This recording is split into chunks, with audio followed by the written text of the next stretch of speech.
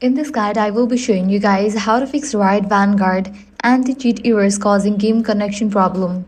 Let's get started. First, search for Windows Security. Once it appears, launch it. Navigate to the section Virus and Threat Protection. Now click on the option Manage Settings. Now scroll down. Here you're gonna find this section of exclusions. Click on Add or Remove Exclusions. Now click on Add an Exclusion and select Folder. Now navigate to your Valorant installation directory and add both the Riot Games folder and Riot Vanguard folder. After that, check if the issue is resolved. If the error still appears, move to the second solution. Now search for Services. Once that option appears, launch it. Now scroll down and search for VCG service. Once you find it, right-click on it and select the option Properties. Now set the startup type to automatic. Click Apply and then OK. Again, right-click on it, select the option Start. Next up, search for Run, then type in msconfig and press Enter.